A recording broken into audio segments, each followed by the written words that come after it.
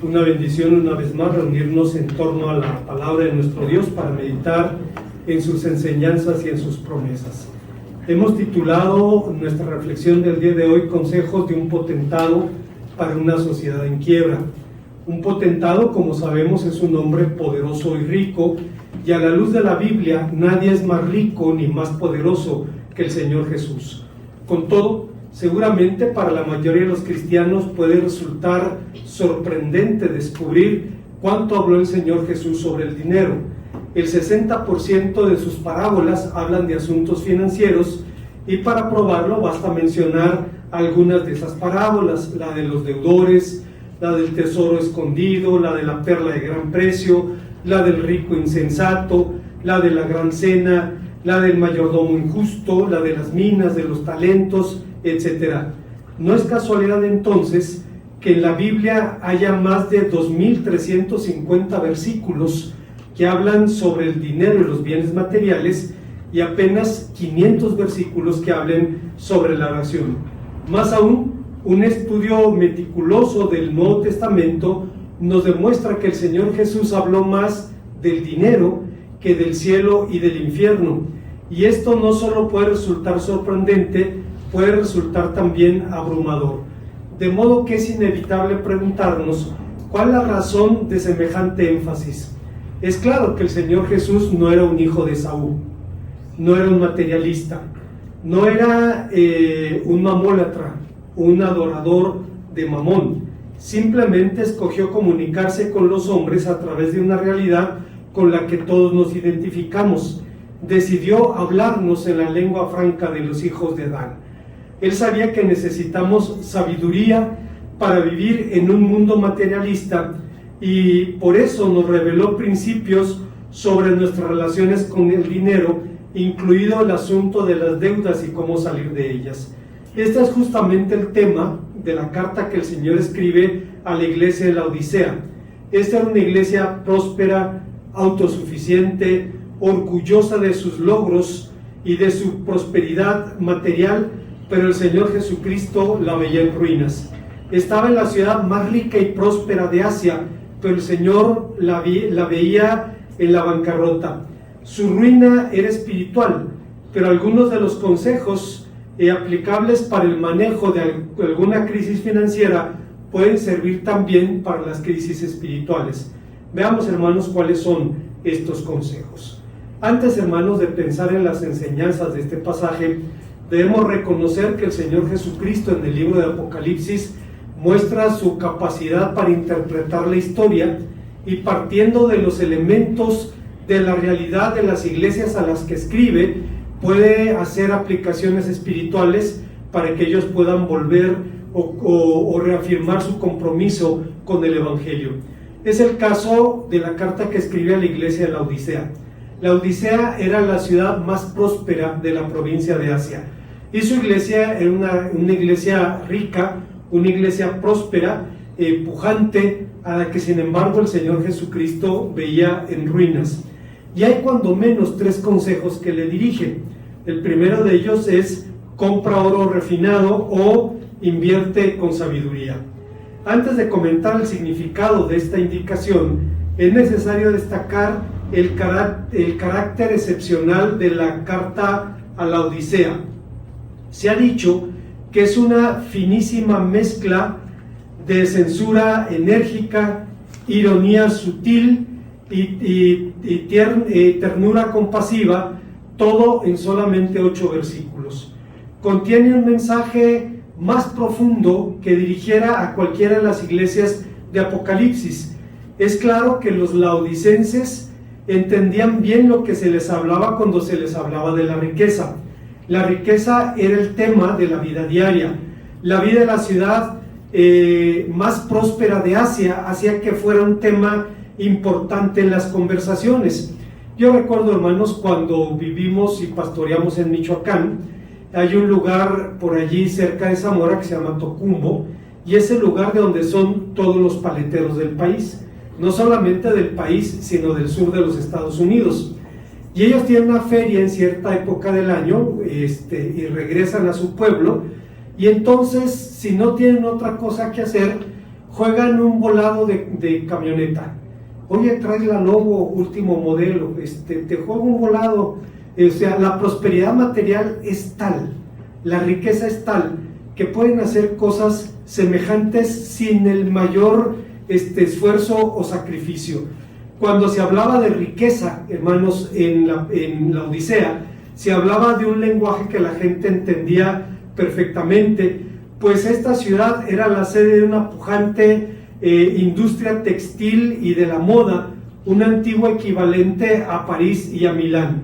Sus confecciones eran costosos productos del comercio internacional, se especializaban en la producción de alfombras y tejidos de una lana negra azulada altamente cotizada, pero sus privilegios eran aún mayores por su posición geográfica. La Odisea se convirtió en un próspero centro banquero y financiero, lo que generó enormes riquezas para la ciudad. Los laodicenses eran tan ricos que después de un terremoto que en el año 60 destruyó la ciudad, se negaron a recibir ayuda imperial y reconstruyeron la ciudad con sus propios recursos e incluso con mayor esplendor y gloria que antes. Y por si esto fuera poco, los laodicenses eran también sede de un tribunal provincial, de una prestigiosa escuela de oftalmología y de una próspera industria farmacéutica. Respecto a sus orígenes, la iglesia de la ciudad no se había quedado atrás. Hundía sus raíces en el pasado apostólico. Pablo les dirigió una carta que después hay discusión sobre si la tenemos o no, y también sabemos que Epafras, aquel compañero de prisiones del apóstol San Pablo, de quien habla en Colosenses 1:7 y Filemón 23, los había pastoreado. Todo esto alimentaba ínfulas de grandeza en los laodicenses. El problema es que creían que sus logros económicos se transferían automáticamente al terreno espiritual. Creían que su riqueza era un signo de la aprobación divina y podían decir cosas que se escuchan en las iglesias de nuestro tiempo, que tienen alta autoestima. Somos la iglesia más bendecida por Dios. Podían orar diciendo: Señor, gracias te damos, porque de las bendiciones que nos das, no todas nos las merecemos.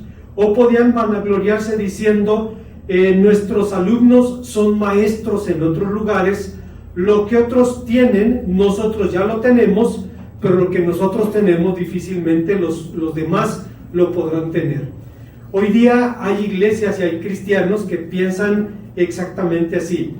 Piensan que la riqueza es un signo inequívoco de la complacencia divina, que evidencian la predilección que Dios siente por estos individuos y por estas congregaciones. Sin embargo, el amén, es decir, aquel cuyo testimonio no se aparta de la verdad, el testigo fiel, aquel que sabe lo que dice y dice lo que sabe, hace un alarmante diagnóstico de la realidad de esta iglesia.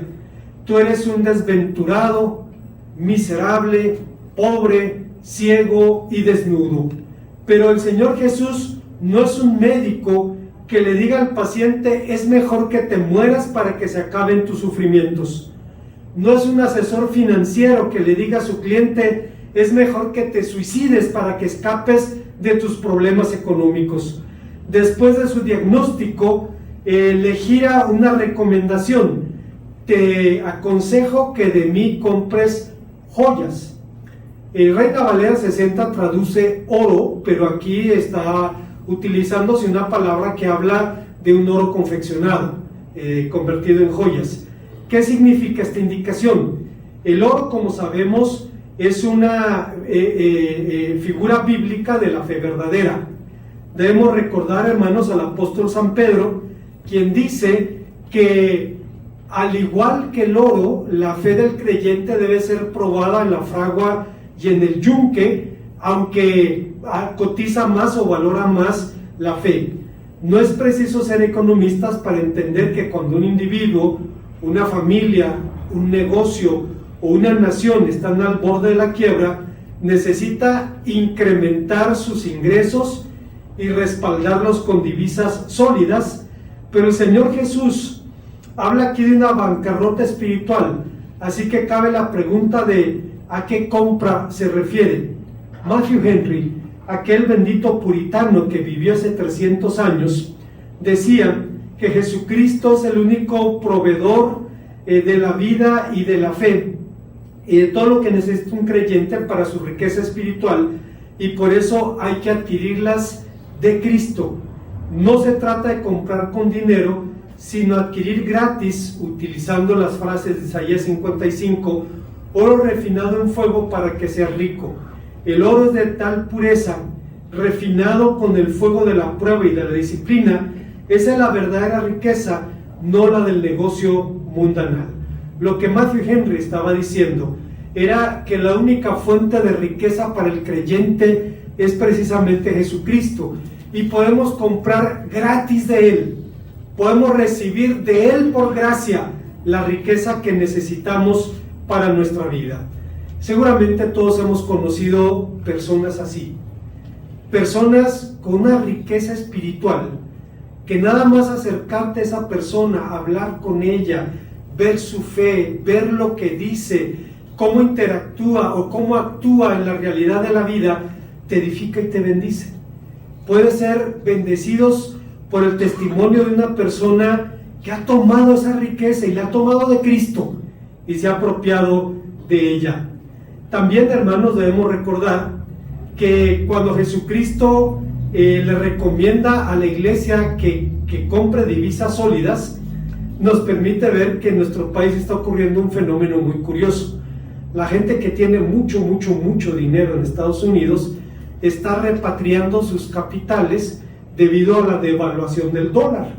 Ahora el dólar vale poco más de 16 pesos cuando estaba en 22, y ya no es buen negocio tenerlo en dólares. Hay que buscar una divisa más sólida, que obviamente es el oro. Y cuando Jesucristo habla de esto con la iglesia, le está diciendo que tome de las riquezas que podemos encontrar en Él.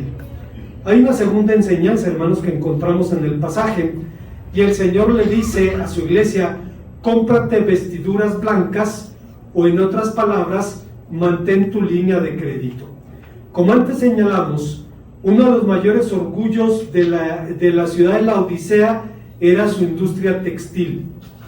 Producían una lana negra azulada, lustrosa, que proveía una valiosa materia prima para sus telares. Pero la iglesia de la ciudad y de la moda estaba desnuda delante de los ojos de Dios. Hoy día la desnudez es un asunto de alarde, es la llave para una fama instantánea. Hoy en día a la gente le preocupa o le interesa más el sostén que usa Madonna que el sostenimiento del pobre y del hambriento. Le gusta o le excita más la desnudez de alguna pseudoestrella que de pronto salta la fama, una fama de 5 minutos, que la desnudez de los pobres y de los necesitados. En la antigüedad, la desnudez tenía un significado más duro, era una forma de humillación personal. En la Biblia era algo de temer. Dios dijo a la ciudad de Nínive: mostraré a las naciones tu desnudez y a los reinos tu vergüenza, en el libro de Nahum capítulo 3 versículo 5. Es la razón de la reacción de David ante la vejación de sus embajadores, que envió a Hanún, rey de Moab, para darle el pésame. Ustedes recordarán el pasaje. Nahash, rey de Amón, era amigo personal del rey David. Cuando Saúl perseguía a David hizo con Nahash lo que el general Francisco Villa hizo con su familia, mandándola a La Habana. En La Habana estarían seguros, estarían lejos de la mano del dictador. Y bueno, David hizo exactamente lo mismo, sacó a sus padres y los mandó al extranjero bajo la protección de Nahash, hombre que cumplió con su palabra y los guardó hasta que David pudo estar más seguro. Cuando muere Nahash, David tiene una deuda con él, y envía 2 embajadores ante Hanún, su hijo, pero los consejeros del nuevo rey le dicen: ¿tú crees que ha enviado a sus embajadores para consolarte? Los ha enviado para espiar al país, para ver sus fortalezas y sus debilidades. Y entonces el rey les administra media justicia. Les corta la mitad de la barba y les corta la mitad de la túnica hasta la altura de las sentaderas y los manda así a su tierra. Era una forma de humillación que de hecho provocó una guerra. Y cuando David sabe lo que han hecho con sus embajadores, les ordena que se queden en un lugar en el camino mientras crece su barba, y entonces se determina qué se va a hacer en esa situación. En estas condiciones, hermanos, la desnudez era una realidad muy dura, era una situación de humillación. En tiempos más recientes, en la España anterior a la Reconquista, cuando se descubría a una mujer judía o una mujer musulmana durmiendo con un hombre cristiano, entonces al hombre se le reprendía públicamente. A la mujer se le desnudaba y se le mandaba hacia su casa, siempre sobre la mujer. Al hombre le decían: extiende tu mano. Cuando le extendía, mal hecho, eso no debe hacerse. Pero la mujer era vejada públicamente en la Edad Media, más, en un tiempo terrible. En estas condiciones, hermanos, debemos entender que si era vergonzoso ser desnudado por un enemigo poderoso, peor sería ser humillado por un enemigo débil y desnudo. Hay un episodio en la Guerra de Independencia de México que ocurrió el 3 de mayo de 1811 en el estado de Guerrero, la llamada Batalla de los Encuerados. El 3 de mayo del 1811, los guerrilleros afromexicanos que peleaban bajo las órdenes del jefe insurgente Galeana estaban bañándose en un río. Llegaron ahí para refrescarse, un calor sofocante, pero lo que ellos no sabían es que las tropas realistas estaban cerca y eran agobiados por el mismo calor, y sabían que cerca había un río y decidieron ir al mismo río para refrescarse. Y de pronto los guerrilleros afromexicanos desnudos son sorprendidos por las tropas realistas, que llegan al lugar buscando refrescarse también, y aquellos guerreros negros toman sus machetes y, sin vestirse, así como Dios los trajo al mundo, se les echaron encima a los realistas como leones, gritando: ¡Galeana! ¡Galeana! Hermanos, yo creo que uno de los cuadros más aterradores que puedes ver es una banda de negros encuerados que se te vienen encima, ¿no? Y te quieren matar. Pues, hermanos, los realistas supieron para qué sirven los pies. Tuvieron que escapar de allí, y después eran motivo de burla. Cuando llegaron creo que fue a Chilpancingo, un comandante era vasco, se apellidaba Garrote, se burlaba del general vencido y le decía: ¿y esos negros que ustedes vieron, será ese su uniforme? ¿O será su forma de vestir? Y era una manera de machacarles allí la derrota por un grupo de guerrilleros negros en la famosa batalla de los encuerados. A cualquiera le quitaría el sueño una visión semejante. En la Biblia, la desnudez describe el estado de indefensión, la condición de quien no puede o no tiene derecho a cubrir siquiera su vergüenza. Un estado como el de Job, cuando decía: desnudo salí del vientre de mi madre y desnudo volveré allá. Pero al contrario, ser vestido expresaba un acto de reivindicación, y ser vestido con ropas finas era un honor mayor. Usted recordará el relato del libro de Génesis, capítulo 41, cuando el faraón tiene un sueño que lo perturba, dos sueños que lo perturban, y no encuentra quien le adivine su sueño, y uno de sus funcionarios dice: ahora recuerdo mis pecados. Dice: estuve en la cárcel con un hebreo que estuvo allí y leyó mi sueño. Y entonces mandan traer a José. Lo primero que hacen es bañarlo, rasurarlo, vestirlo con ropa de lino, y lo llevan delante del faraón. Y hermanos, José todavía no lo sabía, pero era el acto de vindicación que Dios estaba haciendo en su favor.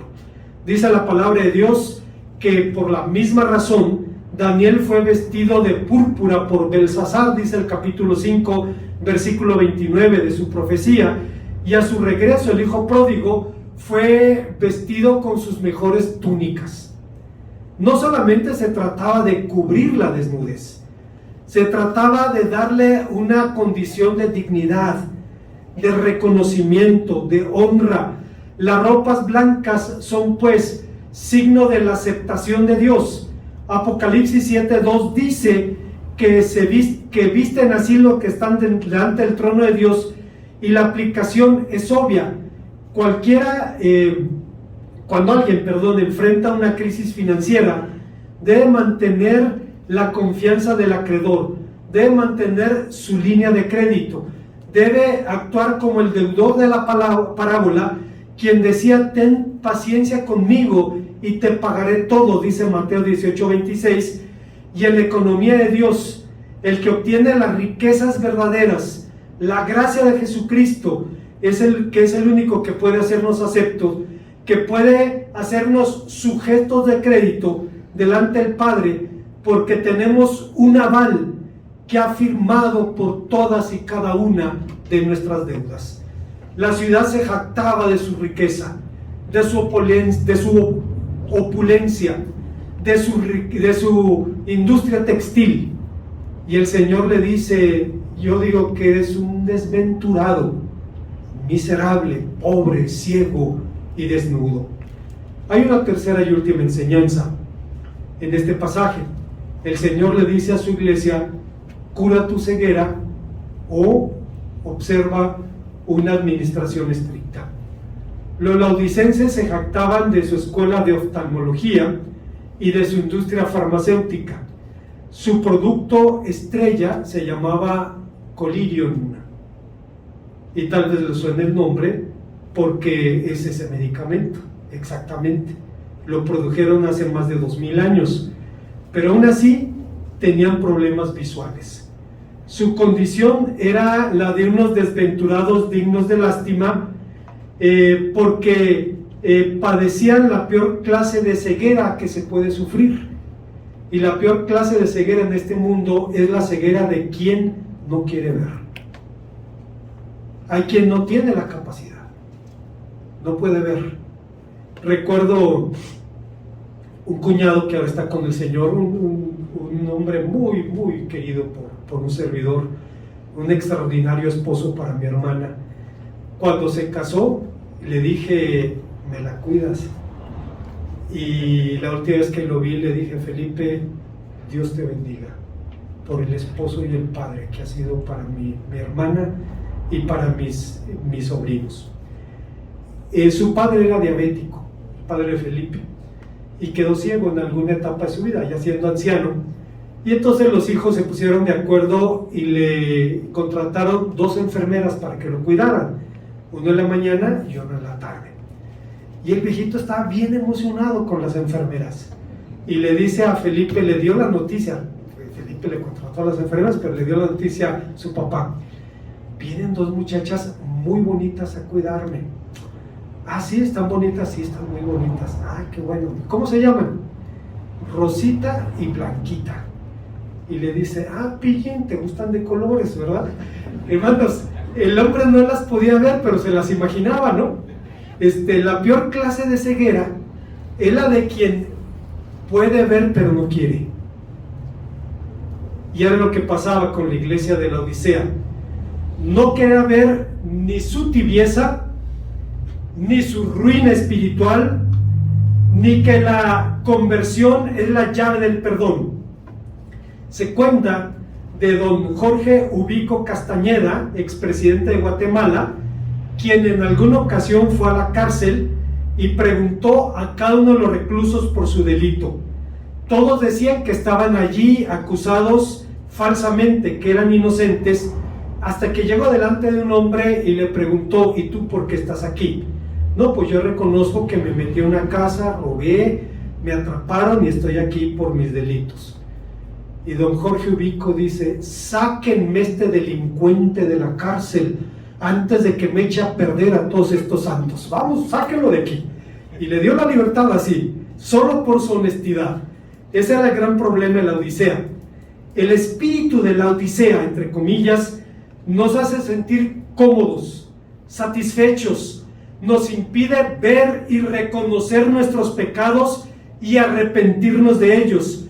Nos hace tibios como las aguas de la Odisea, porque mientras las aguas de Hierápolis eran calientes y las aguas de Colosas eran frías, las de la Odisea, eran tibias como la iglesia, no eran ni frías ni calientes.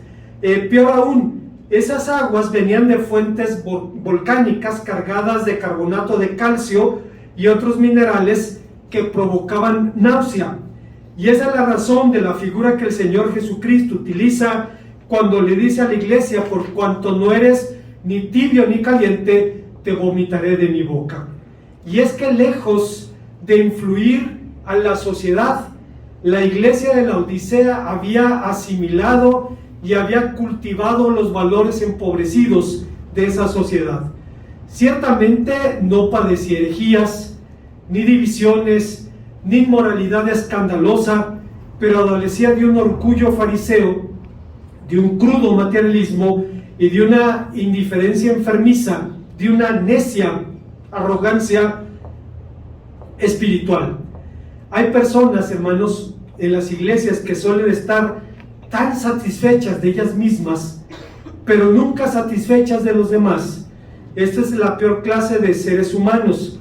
Con frecuencia se preguntan por qué los demás se alejan y no quieren tener contacto con ellos, y eso sucede porque estos autosuficientes son disconformes con los demás, amadores de ellos mismos, y ni siquiera pueden distinguir entre Dios y el mundo. Y hay personas así, hermanos. Hay personas así. Lamentablemente, no solo es un espíritu omnipresente en nuestra cultura, sino que es el espíritu mismo de nuestra cultura. En el pasado, había un debate entre católicos y evangélicos respecto a la justificación por obras. Decían los catecismos católicos que la salvación se obtenía por la fe, por las buenas obras, por las indulgencias, etcétera, etcétera. Hoy en día nadie debate sobre eso. Ya no se toca el tema, no es un tema de discusión. Y Hans Küng, un teólogo católico, dice que la razón es porque la gente ya no cree en la justificación por obras. La gente cree en la justificación por logros. Decía Juan Stam, de un pastor en Costa Rica, que dejó a su esposa y se consiguió un modelo más reciente. Y cuando le echaban en cara su adulterio, el hombre decía: pero soy el pastor de la iglesia más grande de Costa Rica. Haga lo que haga, es justificación por logros. No lo decía, pero era la actitud. Decía Hans Küng: en una sociedad donde el valor de cada persona se mide por sus logros, pero como todo sistema de justificación por obras y méritos, esto polariza a la comunidad, dividiéndola entre fariseos y publicanos. Ambos resultados son anticristianos y destructivos. Los fariseos están confiando en su propio valor, en sus méritos ante la sociedad y ante Dios, porque han logrado el éxito. Los publicanos, entre comillas, son los fracasados y desacreditados por su poco o nulo éxito o escasos logros. Hoy en día el prototipo por excelencia del publicano es el desempleado, que tiene que sentirse inútil, un cero a la izquierda, excluido del sistema, alejado del amor de Dios. Todo este sistema elitista es una negación del Dios de la gracia y una grave contradicción de la justificación por la fe. Lo dice un autor católico. De hecho, escribió un libro fabuloso, se llama La Justificación. Es una joya, y cuando usted lo lee, dice: ¿cómo este hombre puede decir esto y ser católico?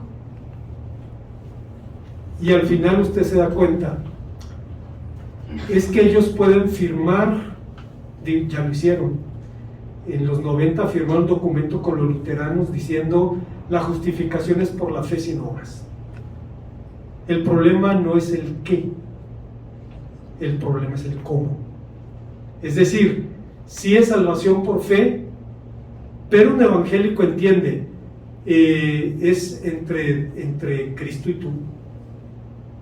Y ellos dicen, no, es entre Cristo, nosotros y tú. Es decir, nosotros mediamos la gracia a través de los sacramentos. Y para el caso resulta igual, porque a final de cuentas, aunque crean en la salvación por fe, tiene que ser a través de los sacramentos.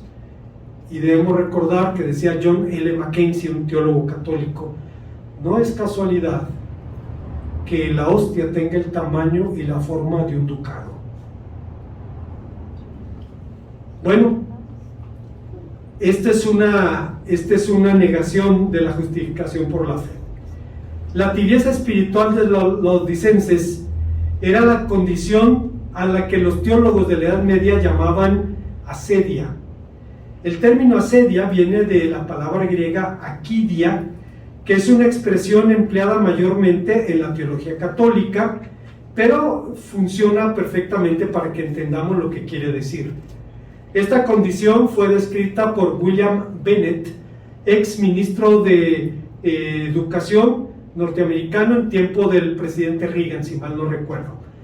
Decía el señor Bennett, les propongo, esto lo dijo en la graduación de una universidad famosa en Estados Unidos, les propongo mi tesis de que la crisis de nuestra época es de orden espiritual. Específicamente, nuestro mal es aquel al que los antiguos denominaban asedia. Asedia es el pecado de la pereza, pero no de la pereza el que pensamos habitualmente, que consiste en dejadez de los deberes cotidianos. La asedia es otra cosa, es una aversión, una negación de lo espiritual. La asedia se pone en manifiesto en la ansiosa e indebida preocupación por lo exterior y lo mundano. Consiste en una pachorra, en una tibieza, en una falta de interés en las cosas divinas. Trae aparejado cierta tibieza y dolor por todo. La asedia se pone en manifiesto en el rechazo malhumorado, egoísta, carente de alegría de la vocación de los hijos de Dios. El asedioso odia lo espiritual y quiere verse exento de sus exigencias. Según los antiguos teólogos, la asedia produce odio contra lo bueno, y este odio retroalimenta el rechazo, el mal humor, la tristeza y el dolor. Seguramente usted conoce personas así, están de malas, andan de malas, no están buscando quién se los hizo, sino quién se los va a pagar. Y usted no puede hablar de cosas espirituales porque se exacerba su actitud. Dice el señor Bennett, es asedia, es ese pecado de pereza espiritual que se convierte en odio de lo espiritual. Como conclusión,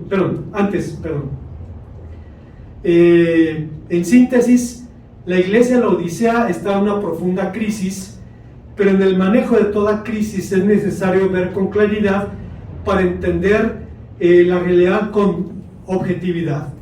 En el manejo de una crisis financiera, los expertos hablan de la importancia de observar la regla de oro. Entre paréntesis, algunos dicen que la regla de oro es el oro, que el que tiene el oro pone la regla. Pero bueno, sin dar crédito no a eso, aunque el mundo parece funcionar así, pero en nuestro contexto la regla de oro simplemente es no gastar más de lo que ingresas. Mantén la disciplina y de no negociar lo no negociable. El colirio de Cristo, el medicamento que nos permite ver bien, la capacidad de ver la realidad con sus ojos, de vivir de acuerdo a su voluntad y observar rigurosamente nuestra vigilancia espiritual, viene precisamente de Él. El Señor le dice que compre colirio para que pueda ver bien. Y ese medicamento solo podemos recibirlo de Él. Y lo prodiga gratuitamente, lo prodiga por la gracia. Como conclusión, en las cartas de Apocalipsis el Señor Jesús suele hablar como historiador, pero ahora lo hace como un experto en economía, y más aún como un potentado. Nos aconseja adquirir esos bienes espirituales, los únicos que pueden enriquecernos, que son su gracia, su santidad, su visión. Estaba en línea con aquel precepto bíblico que encontramos en Proverbios 23:23. Siempre que leo este pasaje viene a mi memoria un pasaje del libro de John Bunyan, El progreso del peregrino. Habla de cuando los cristianos llegaron al pueblo llamado Vanidad, y dice, si mal no recuerdo, letras más, letras menos, llegaron pueblos peregrinos a un pueblo llamado Vanidad, porque allí se efectúa una feria llamada la Feria de la Vanidad. Todo lo que allí se vende y se compra es vanidad. Allí se compran cuerpos, almas, sangre, bienes, reinos, señoríos, títulos, etc. Y como los cristianos hacían muy poco por ver las mercaderías que allí se ofrecían, los hombres de la ciudad los invitaban a ver sus productos, y entonces los cristianos, mirando hacia arriba, decían: aparta mis ojos para que no vean vanidad, y viendo hacia arriba daban a entender que su negocio estaba en el cielo. Algunos decían que esos peregrinos eran tontos, otros que estaban locos, y otros que eran extranjeros. Y uno de los mercaderes, queriendo burlarse de ellos, les preguntó: ¿y ustedes entonces qué compran? Y los cristianos dijeron: nosotros compramos la verdad. Proverbios 23:23 dice: compra la verdad y no la vendas. Tienes que pagar por ello, pero cuando lo tienes no lo puedes perder. Compra la verdad y no la vendas. La verdad debe comprarse a cualquier costo, aunque al final, decía Matthew Henry, te saldrá tan barata que nunca te arrepentirás lo que hayas pagado. Pero no la vendas, ni te deshagas por ella por nada de este mundo. Este debe ser, hermanos, el único negocio del cristiano. Pero esta carta termina de forma sorprendente. Termina con una dulce invitación. Después de denunciar la tibieza espiritual de la iglesia, de hablarle con ironía, termina diciéndole: mira, yo estoy a la puerta y llamo. Esta es una clara alusión a Cantares 5:2, donde el amado, con la cabeza llena de rocío, toca la puerta de la amada y le dice: ábreme, amor mío, paloma mía, perfecta mía. Y el contraste no puede ser más dramático, pues el principio de toda la creación, el conocedor de la realidad de nuestras vidas, el juez supremo de nuestras acciones, toma ahora la posición de un suplicante peregrino que espera a la puerta de los tibios laodicenses. Podemos escandalizarnos de su tibieza espiritual, pero podemos incluso sentirnos como lo hizo David cuando Natán le contó la parábola de la oveja robada.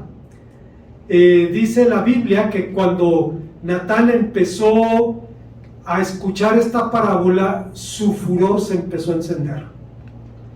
Es como si usted empezara a soplarle al carbón y empieza la llama a encenderse un rojo vivo.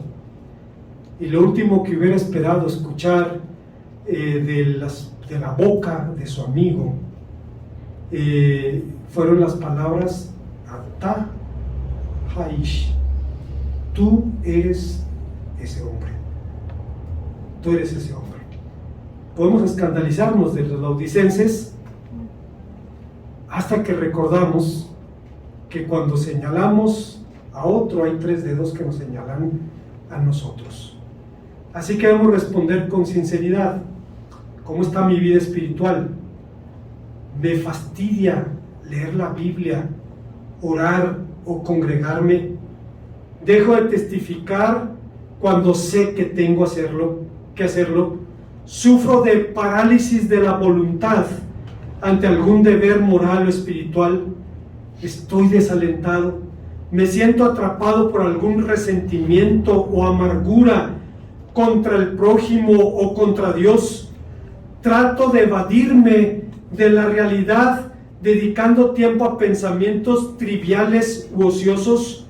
¿Me molesta estar bajo autoridad? ¿Me he descubierto sintiéndome cómodo en situaciones en las que no debería estarlo? Pienso que en el fondo de mi corazón tener dinero sería la solución de todos los males. Debemos recordar que la tibieza espiritual existe en forma de semilla, de almácigo o de monte. De modo que si hemos respondido afirmativamente algunas de estas preguntas, y eso solo Dios lo puede saber, es tiempo para abrirle la puerta al que le está tocando, a Cristo, porque no hay nada mejor para solucionar esta clase de problemas que una buena cena con Jesucristo. Él sabe arreglar esos problemas. Y aquí yo estoy a la puerta y llamo. Lo usamos en evangelismo, pero se lo está dirigiendo a creyentes ya. Si alguno abre la puerta, entraré a él, cenaré con él y él conmigo. Eso es signo de comunión. Ustedes recordarán al señor presidente Fox diciéndole al comandante Fidel Castro, pues come si te vas, porque quiero cenar con otro, ¿no? Esa era la realidad, tengo que cenar con otro. No, aquí en Apocalipsis yo estoy a la puerta y llamo, y si alguno abre la puerta, entraré, cenaré con él y él conmigo. Nos está diciendo a una iglesia fría, apática, indiferente: te estoy llamando, y te estoy llamando por mi amor y por mi paciencia. Que Dios nos permite, hermanos, responder afirmativamente a su invitación. Oremos al Señor. Gracias, Padre Santo, porque nos permites pensar en tu palabra y en tu Hijo amado, Señor, tocando la puerta para llamarnos a una buena cena y arreglar todos esos problemas. Te bendecimos por esto, en Cristo Jesús. Amén.